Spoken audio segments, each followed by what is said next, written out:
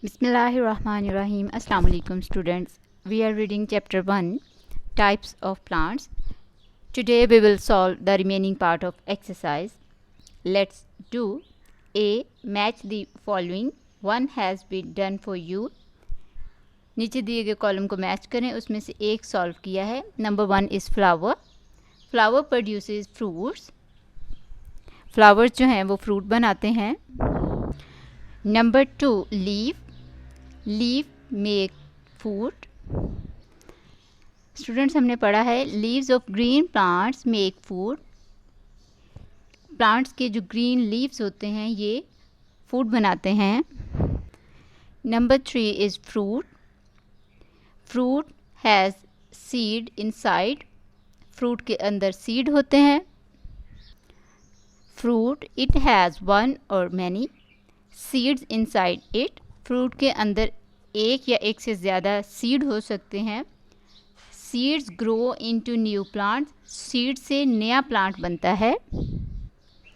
Number 4 seeds. Seeds grow into a new plant. अभी हमने पढ़ा है. We match number 4 to A. Number 5 roots. Observe water and minerals. Number 5 roots. Observe water and mineral. Students root के बारे में हमने यहाँ पढ़ा है. Roots they also observe water and minerals from soil. तो ये ज़मीन से पानी और मिनरल्स को, नमकियात को ऑब्ज़र्व करते हैं, जज़्ब करते हैं. B write H for herbs, S for shrub and T for tree in the boxes provided. 1, 2, 3 and 4. यहाँ पर ये बॉक्स खाली हैं. इनके अंदर फिर हमने लिखना है कि ये हर्ब्स हैं या फिर ट्रीज़ हैं या श्रब्स हैं. Number 1 is tree. हमने पढ़ा है long plants with woody and hard stem is called trees. Big and strong plants are called trees. A tree has a thick, hard and woody stem called trunk. तो इसका मतलब है जो long plant होते हैं, स्ट्रॉन्ग होते हैं और जिनके स्टेम वुडी और थिक होते हैं वो ट्रीज़ होते हैं. So students number 1 is tree. We write here T.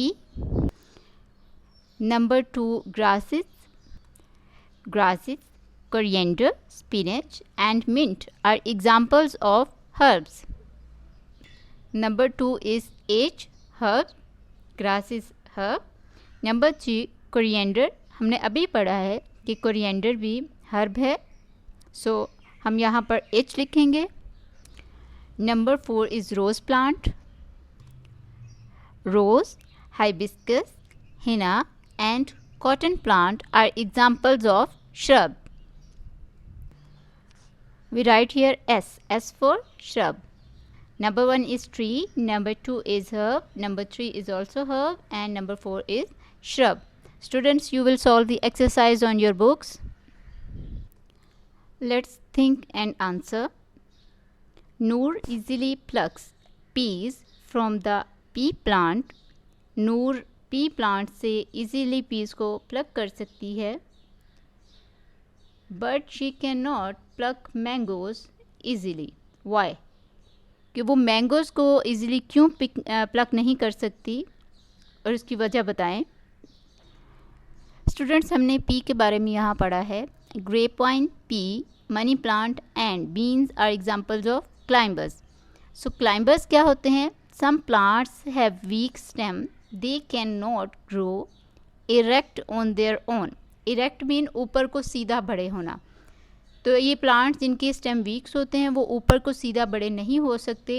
They need the support of a wall, a thick or other plant to stand upright. In plants को अपराइट ऊपर को सीधा बढ़ने के लिए किसी स्टिक या फिर वॉल की दीवार की ज़रूरत होती है. Such plants are called climbers. ऐसे प्लांट्स को क्लाइंबर्स कहते हैं. इसका मतलब है कि पी प्लांट छोटा सा होता है और Noor can easily pluck the piece. तो नूर जो है वो पीस को ईज़िली प्लक कर सकती है. Students, you can see this is mango tree. तो मैंगो ट्री बड़ा होता है, लॉन्ग होता है, स्ट्रॉन्ग होता है, तो जो नूर है उसका हाथ या उसका हैंड जो है वो मैंगोज तक नहीं पहुंच सकता, because mango is a tree,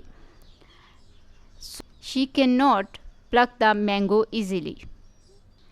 students, you can see the mango tree high होता है, काफ़ी ऊंचा होता है, therefore she can't reach to the mangoes easily. Students, you can see this is pea plant. It is not so high from the ground. ये ज़मीन से ज़्यादा ऊंचा नहीं है, therefore Noor can pluck peas easily from the pea plant. The answer is Noor can easily pluck peas because pea plant has weak stem. It cannot grow erect on their own, but mango tree is strong and tall, so she cannot reach to mangoes.